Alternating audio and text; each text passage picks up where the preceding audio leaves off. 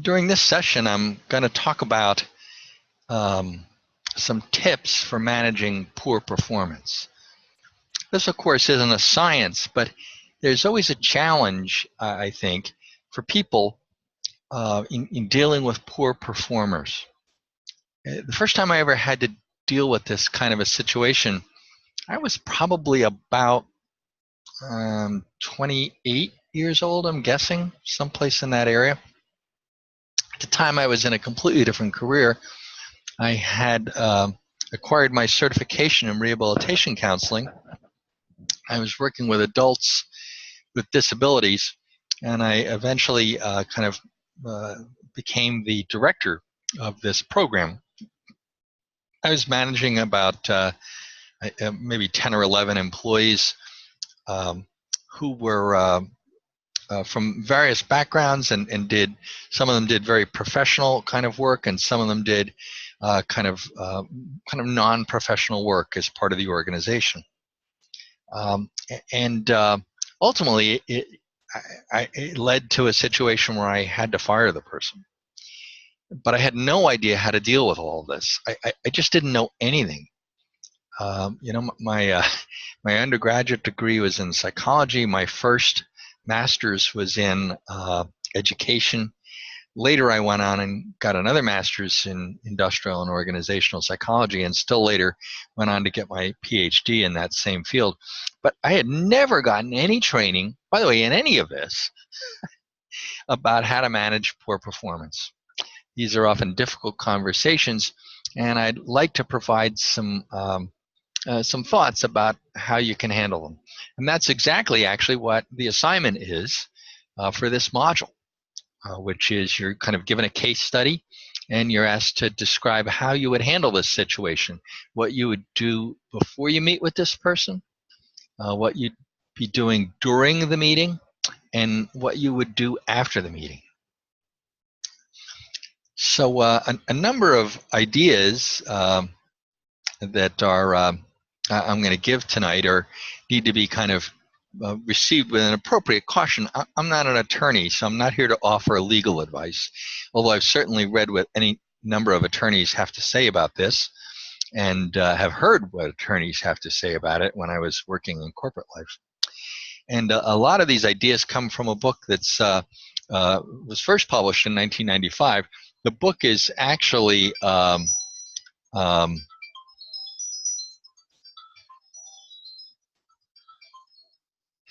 the book is actually in its, I don't know, second or third edition, so there are more recent editions of it. But I really like the book. It's by a writer named Dick Grody, and he's written a number of books about management. The book has kind of an odd title, Discipline Without Punishment. And you can think of that what you might, but it offers a lot of nice, very thoughtful suggestions. And when I read it, it hit me as though this is exactly the kind of stuff I was dealing with, and I didn't know what to do. So let me start off with some basics. Again, this is only going to take us about 45 minutes. The first step is, unsurprisingly, that we need to diagnose what the cause of the performance problem is. You know, and some performance problems occur because somebody lacks the necessary resources or support to get the job done. They don't have enough time. You know, they may be running into conflicts with other parts of the organization who aren't providing the kind of support they're expected to provide. Sometimes poor performance just is the result of unclear expectations. The person really doesn't understand the expectations of the organization. And sometimes it's due to a lack of skill or knowledge. You know, that is, even if the person really wanted to do a great job, they don't have the knowledge or skill to do it. And of course, sometimes the person does have resources. They do understand the expectations. They have the knowledge and skill, but they don't execute. And that's the most frustrating circumstance. Obviously, depending on which of those four things are causing the performance problem, you're likely to be using a different kind of approach to dealing with the employee. But I kind of want to deal with a situation where we're kind of assuming that the person has reasonable support, they have knowledge, they understand the expectations, And what you want to do is address the problem. So I want to begin by talking about what you could do before you meet with this employee. And the first thing to think about is that there are a variety of categories into which problems might fall. The most straightforward tends to be a problem with attendance or punctuality. And those are very straightforward because they're easy to document and they're usually the easiest to talk about. The next is a problem with performance. That is, somebody's simply not getting the job done. Their performance is subpar. And the third is a problem of conduct. And by conduct, I mean that the person's really violating kind of basic organizational rules and expectations.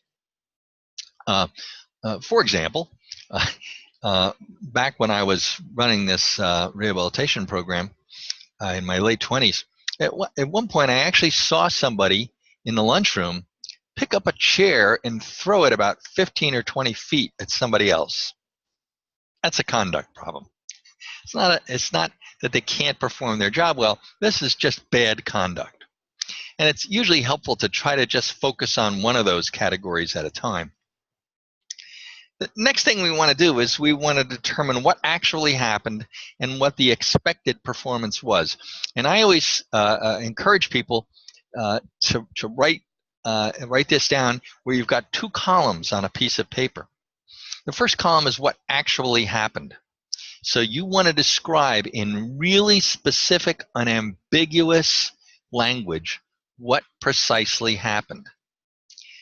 And you don't want to make any assumptions. You don't want to make any inferences about the person's motivation or what's going on inside of the person's head. You want to avoid all of that. You just want to describe the behavior that you have seen or not seen that is troubling to you. And in the other column, right next to what you've seen, you're going to write down what you expected or what the organization expects. So these two things are now side by side. The employee's actual performance or behavior, and right next to it, what would be the organizational expectations? These expectations, by the way, don't have to be written down.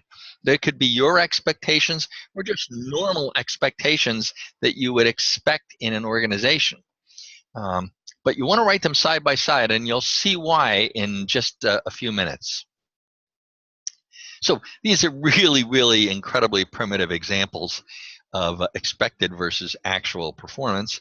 You know, you've got an organization where employees are to smoke only in some designated areas outside of the building, but an employee was seen smoking in the cafeteria. You write those right next to each other, you know? Or it's actually happened to me when I was doing some consulting with a bank a number of years ago, done consulting with several banks from modest size to global. The expectation, of course, is that for a teller, they should respond to customer questions courteously.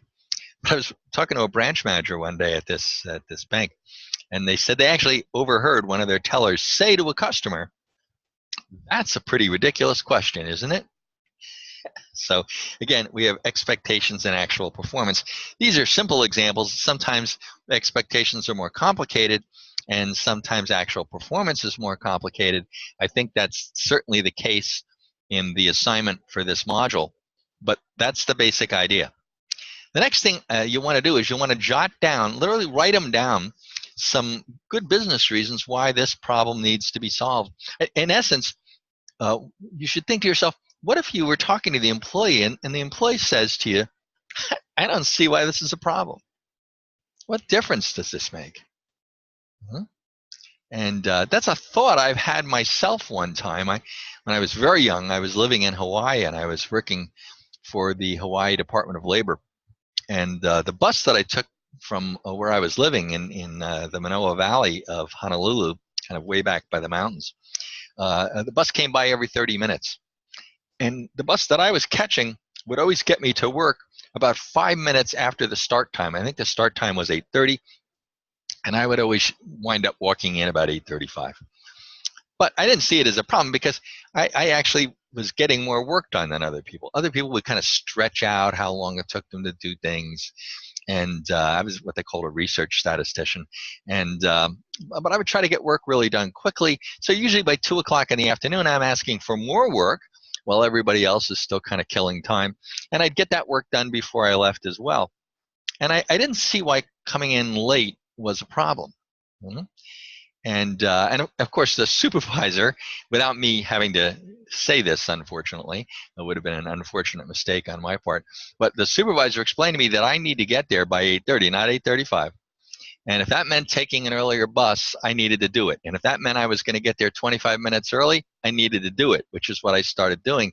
And she explained, here's the problem, Jim. If I say it's okay for you to come in 5 minutes late, I promise you, I will have almost everybody coming in 5 minutes late.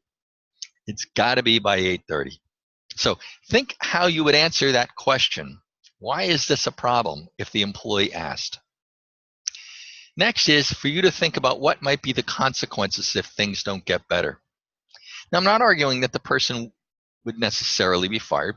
Perhaps they would, but perhaps they wouldn't.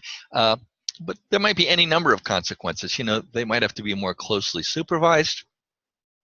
Maybe they wouldn't get to work on projects they wanted to work on. Maybe their salary increase would evaporate, or at least they'd get a lower increase. Or maybe there'd be some formal discipline that would begin to take place, a verbal reminder or warning, or a written reminder or warning. And then finally, you should think about what could be some of the steps that the person could take to fix this. And my recommendation is to have all of these things written down on a piece of paper for you to refer to, not for the employee, but for you to refer to before the meeting starts. Next, what's the right setting? One question is, where should you have the meeting?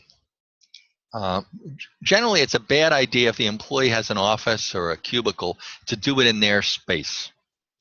You could do it in your space. I strongly prefer doing it in a neutral space. For example, an empty conference room where you can be assured of privacy. When should you do it? Well, don't do it too quickly because you want to make sure you have all the facts straight. Once you have the facts straight, then you're probably ready to do it. If there's going to be some formal disciplinary action taken, then you ought to have appropriate approval, perhaps from your supervisor or somebody in HR. And what should the tone of the meeting be? And I always say to people, look, if it's a minor thing, it wasn't a big issue, you want to talk to the person about it, but you don't want it to come across as some big, terrible thing. And you just want to see it as a coaching session and just talk it out. Then, kind of get out from behind your desk.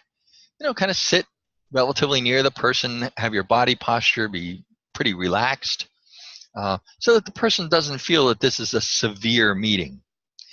On the other hand, if it is a severe issue or an important issue or a recurring issue, then it's really good for you to be on one side of the table, them to be on the other side of the table.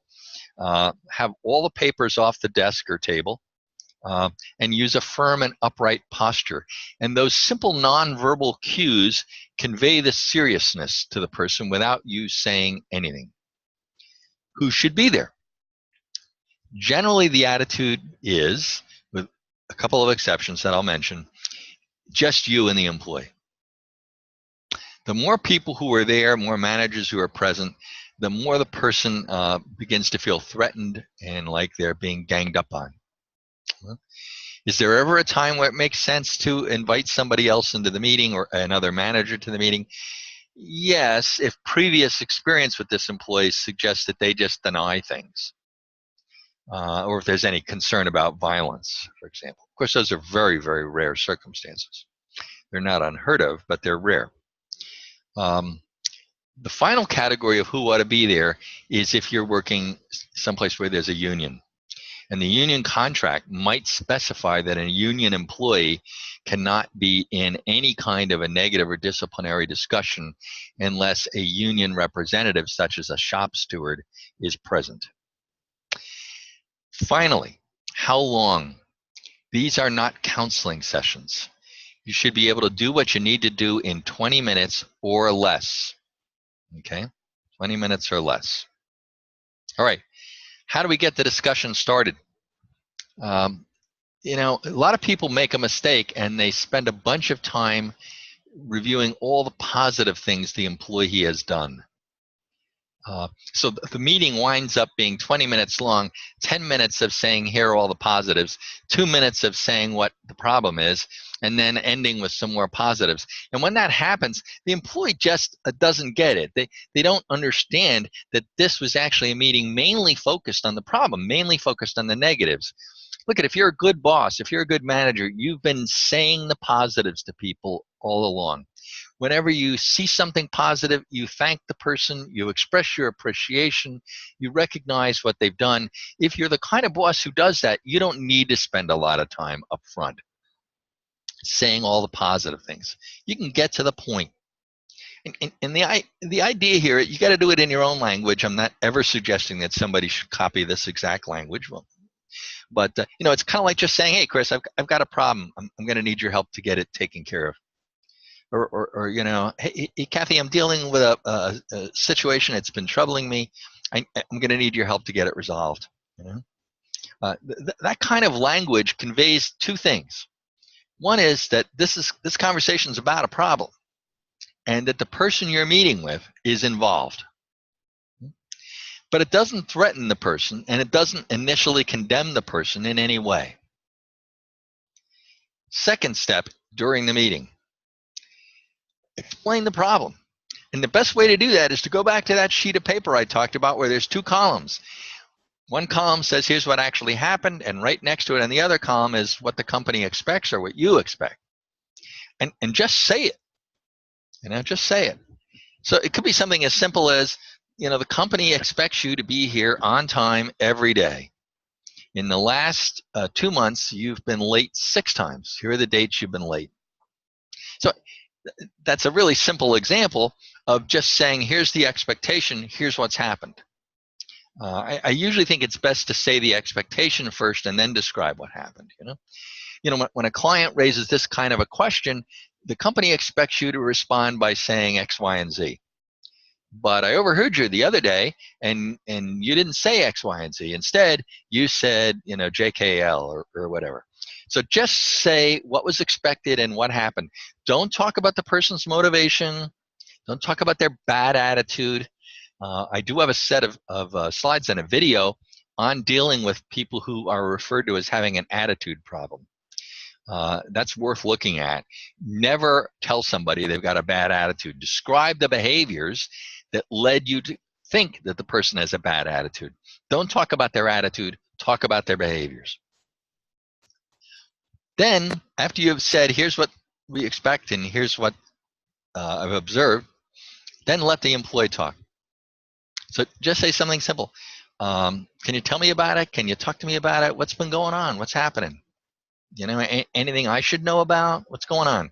Don't, you know, kind of have this kind of condescending parental tone. What do you have to say for yourself? You know, you don't want to do that. The goal here is to get the employee to talk and for you to listen, because they might wind up saying something that would change your mind about what they did or what the situation is. They might not, but they might. After this back and forth discussion, this two-way discussion that occurs here, your ultimate goal is to get the employee to agree to make the change you're looking for.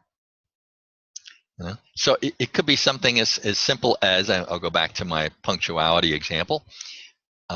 Tony, I need you to be here every morning at 8:30. Not 8:32, not 8:34, not 8:35, not 8:40. Every morning by 8:30 at the latest. Do I have your agreement that you'll do that?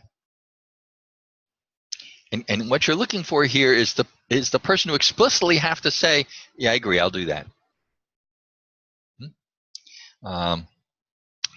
So these are a couple of simple examples here, but you know, you could think of other examples. You know, saying to an employee, listen, we expect that this is the particular technique and the standard operating procedures we're going to use in certain circumstances. I need you to agree that from now on, you're going to follow those standard operating procedures. Do you agree to do that, Tony? Can you do that? So that's the idea. You want to get disagreement. You don't want to close the meeting just by you saying what's wrong. or what needs to happen. You want the employee to make some kind of a commitment here. If the employee is kind of dodging that, this is an example of that. I need you to talk to me as soon as a problem arises and the deadline is in jeopardy. But I do need your agreement that you're going to meet those deadlines. The person says, well, yeah, I guess I'll try. What do you mean? Well, I'll try. Well, I don't want you to just try. I want you to meet them. Do I have your agreement that you'll meet those things? And if a problem comes up, you'll talk to me right away. Yeah, I agree. I'll do that. If anything comes up, I'll talk to you right away. And listen, I heard you. I'm committed. I'm going to meet all the deadlines from now on. Great. Thank you. I really appreciate that. That's the basic structure of the meeting. Obviously, every meeting goes differently, but those are the basic steps in that meeting. Now, a couple of other points that come up during these meetings, and I have experienced these. It's not your responsibility to solve the problem. It's the employees. Now, sometimes you may say, here's something I'm going to do to help. I'm going to get you some training, or I'm going to provide some additional resources. That's great. That's good. But it's still the employee's problem, and the employee has to solve it.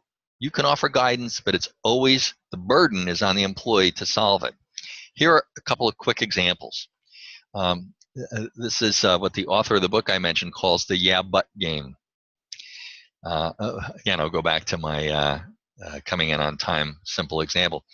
I want to get here on time. I absolutely want to get here on time. I totally agree with you. I see your point. Absolutely. My problem is that my kids stay up late because my husband doesn't get home from work until about 11:30 at night because he works a second shift, and it's tough to get them to sleep, and then it's tough in the morning because they don't get enough sleep.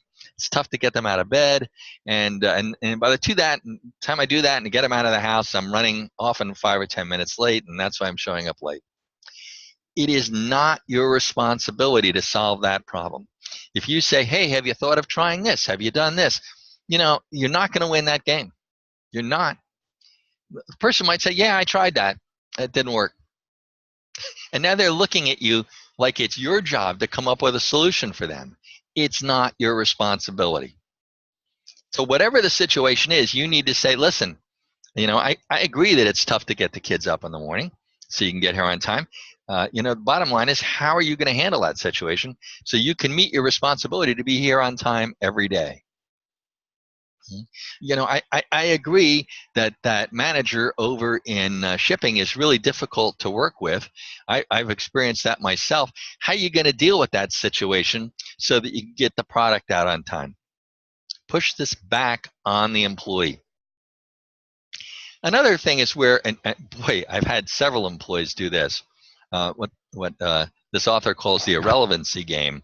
So this is the kind of classic thing where an employee says to you after trying, yeah, I hear what you're saying, but I worked someplace else where they handled it in a much better way than you handle it, and the way this company handles it. They did X, Y, and Z. I think that was much better.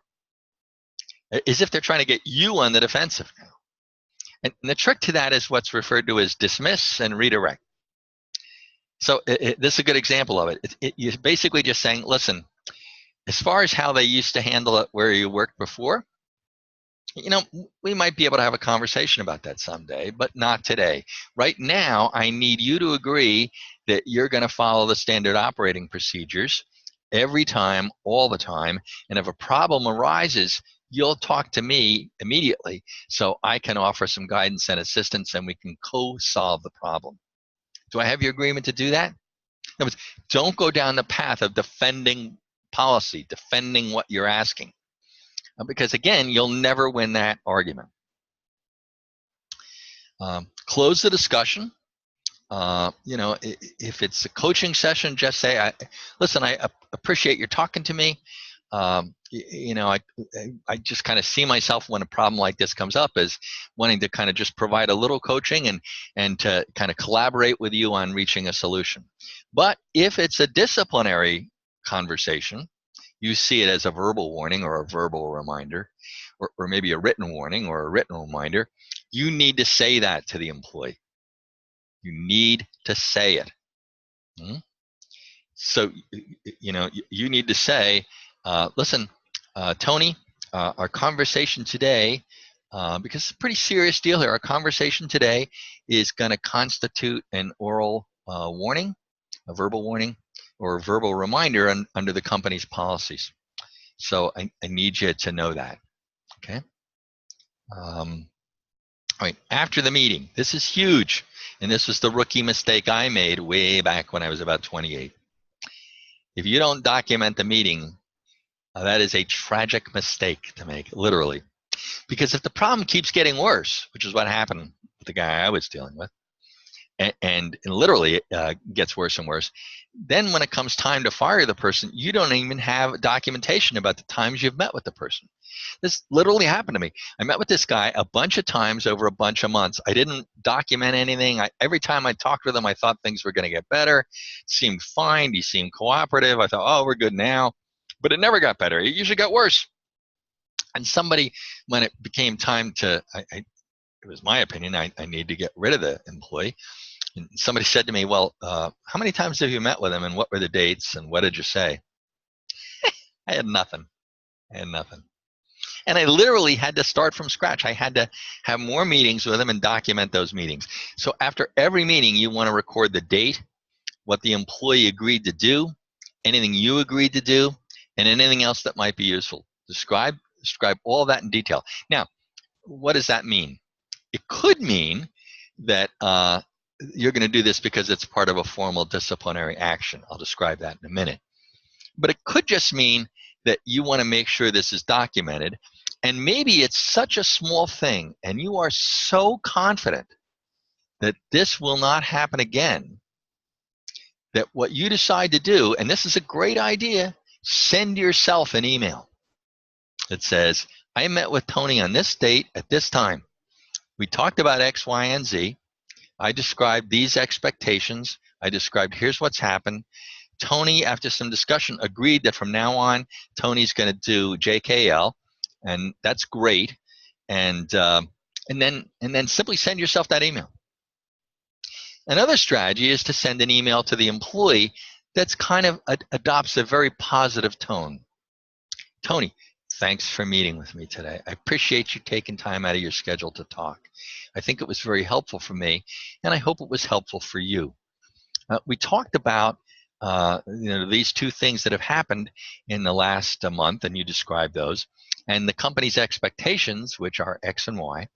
And after our conversation, you agreed that the best way to handle these situations going forward is to do JKL, and you committed to making sure that these problems don't reoccur, because you're going to be doing JKL. And if then any problem does occur, you'll certainly talk to me right away.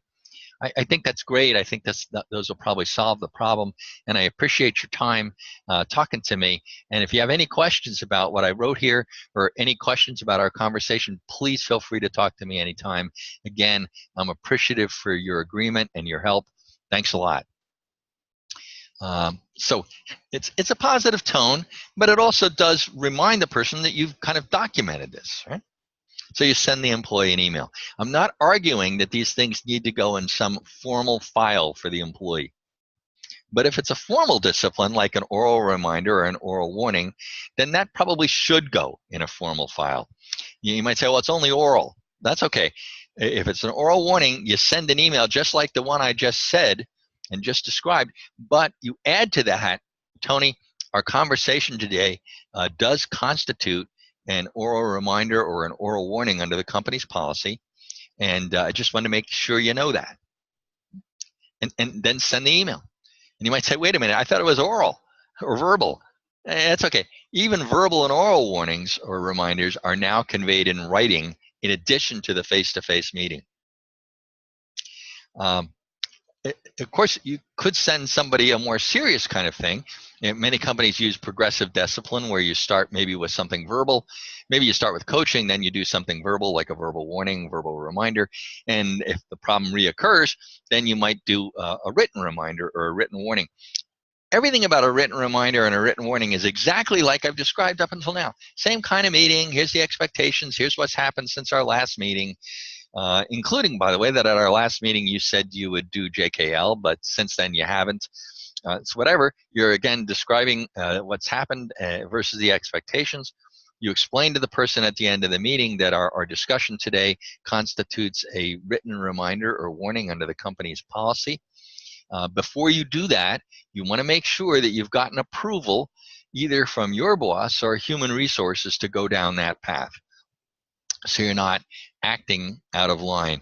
And the point of that is not so much just that you need approval, but that other people, especially people in human resources, generally know how similar problems have been handled in the past. And I promise you that your employment attorney wants you to handle this problem in a way that's consistent with the way similar problems have been handled in the past. Again, don't prepare this written document before you have this written meeting, as it were. You have this face-to-face meeting. Do it afterwards. And you send the person a memo after the discussion that you had, after the face-to-face meeting. And in that, it says, here are the people who were part of that discussion. Usually it's just you and the employee, but if somebody else was there, note that. What was the date? What was the location? What was the specific problem that you've discussed? It could be multiple problems. That's okay.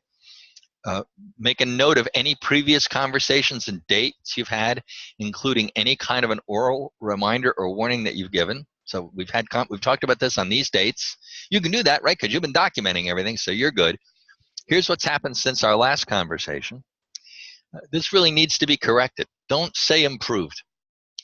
I know improved sounds softer and nicer, but improved could mean almost anything. Say that the situation needs to be corrected. State what the person agreed to do. Here's the specific change that you agreed to follow through on. And that we definitely want you to have acceptable performance in every area of your job. I'm glad that you agreed to correct the problem and to handle it, and you agreed to do JK&L. And that's terrific. And I believe that you're going to do that. I'm very, very happy that you're going to do that. And I'm delighted. And that was a very helpful conversation. And this document, this memo, this email constitutes a written reminder or warning under the company's policies, and send it to the employee. So those are the basics. Lots of other companies have other ways of handling things. You can read these slides on your own. In the future, some companies use what's called a decision-making leave if there are additional problems. Others suspend the employee. Others move directly to terminate the employee, etc. Okay? So that varies a lot from company to company. I have a set of slides along with a video on this module where I discuss the kind of protocol for firing an employee, which is very different than what we've talked about here. Firing or termination discussions are usually very brief. Usually they take less than 5 minutes. They're very quick because they're really not disciplinary actions. They're just telling the person that it hasn't worked out and the company has made a decision that today's your last day. And then you move directly on to what are the next steps. So I'm going to go over with you a number of things here about when you'll get your last paycheck, when benefits will stop, and et cetera, et cetera, et cetera. And so it's a very quick conversation generally. And unlike these conversations that we've been talking about, when somebody's being fired, you always want to make sure you have the approval of your boss and HR, and you almost always want to have another witness there. That witness could be a non-involved manager, but usually the best is somebody from HR. I have been that witness from HR on many occasions when I worked years ago in my early 30s in a casino doing employee relations. So I've been that person. I've heard a lot of these conversations. One final question that people ask often is it possible if somebody had a problem and it was documented, maybe they had an oral reminder or even a written one, but it's like, you know, it's 12 or 18 months later or something like that, you know, and they've been great for like 18 or 24 months or however long. Can I just deactivate that previous thing? And the answer is, yeah, you can. You can certainly do that. And some companies do that. They have policies about it. If nobody has a problem all they have is an oral reminder, it might be 3 or 6 months. If they had a written reminder or warning, maybe it's 6 to 18 months. But at some point, you can take that disciplinary action, tell the employee that you're deactivating it, and it goes into what some companies call a dead disciplinary action file. So I want to pause for a moment and see if anybody has any questions, and we're almost done here, and then I will just ask you to complete one quick poll. I'll pause for 30 seconds, and if anybody has any questions, I would be delighted to hear those. Hi, I do have a question. Sure. So you said even if you are talking or giving some type of verbal feedback, it's best to send an email to follow up. Have you ever gotten into a situation where the employee feels like you're trying to be sneaky or something because you Yep. sent an email and they're not really sure if you've copied their manager on it? Yep. If you see somebody, how do you handle that? Yeah, Because I've had that before. that's a great question. That's a really great question. First of all, as I said, if I think it was kind of a coaching session, and I don't see any kind of and it wasn't a severe issue, I probably don't want to send the email to them. I just want to send an email to myself. So I have documented this conversation. And believe me, that's documented because your company will have a record of when that email was sent. So it's documented now. And you can refer to it later on if you ever had to. So I'm not arguing you should always send an email to the employee. But if you think it's something kind of serious, very troubling, but you're not going down the path of an oral warning or reminder at this point, then I would send the email to the employee. One way to handle that is to send the email and then or let the email come up to your office and let the employee come up to your office and let them see the email before you send it and say, do you have any questions about this? Because I don't want this to come across here as though our discussion was some kind of disciplinary thing. I don't mean that at all. But I do want to thank you for taking the time to meet with me. I do want to thank you for your agreement to do JK&L. And I think that was very helpful for me. I hope it's helpful for you. Do you have any questions before I send this to you? And again, I think the person can see from your body language and tone of voice whether you are sincere about that. So that's probably how I'd handle that. Rather than just sending the email and then ignoring it, bring the person up to your office, let them see it before you even send it, so they have a chance to ask questions and you have a chance to place this in context. Yeah? Okay. Does that help? Yes, but then now I have a follow-up question. So Okay. if you are considering it some type of like coaching, um, would you copy like their mentor on the email so they can know how to help them through it? I probably wouldn't. I might talk to their mentor face to face sometime, but I'm not a big fan of copying the mentor on those kinds of conversations. I'd like to keep that written correspondence between me and the employee. Okay. But you raise a nice point about a mentor. Sometimes it's helpful to just, stop by the mentor's office and say, hey, just want to let you know I was having this conversation with Tony. This issue came up, and we talked about XYZ, and he had done this, and I explained the expectations of this. After a bit of conversation, Tony agreed to do JKL, and I think we're in good shape. But if you're working with him, you might just want to keep an eye on that and help him kind of make sure he handles those situations kind of very effectively. So that's a great suggestion on your part. Really good. Okay, thank you. Okay, good. All right, so I'm going to do one last thing here, and that's that I just want to have you guys take a little poll for me here. So just let me get the poll up here. And this is, again, I don't know who said what on these polls, but it's just a quick way to give me some feedback on how today's session went. And so here's the poll. It's on your screen now. And if you can just let me know what the extent to which you'd agree that this session was interesting or useful versus not, that'd be really helpful.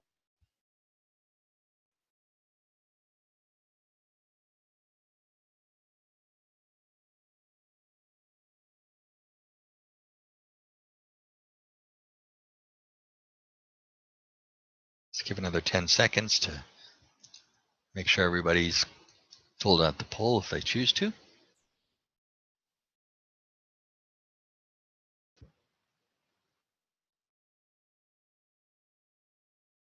Okay, I appreciate your feedback. That's helpful. Glad that you found this session to be helpful or interesting, and that's good. And I really do think it will not only help you in real life, because this is the kind of stuff that people very seldom get training on, and as was the case with me, and I think it will help you with our assignment for this module. So it took us 40 minutes to do this, and so I'm glad that we're a little bit ahead of schedule. And I hope you guys have a great evening and enjoy the weather that we're supposed to get over the next 5 or 6 days, which I think is supposed to be rain-free except for one day. So I hope you guys have a great great next few days, and I'll look forward to hearing what people have to say about this assignment when you post your responses. Thanks so much, and have a good day.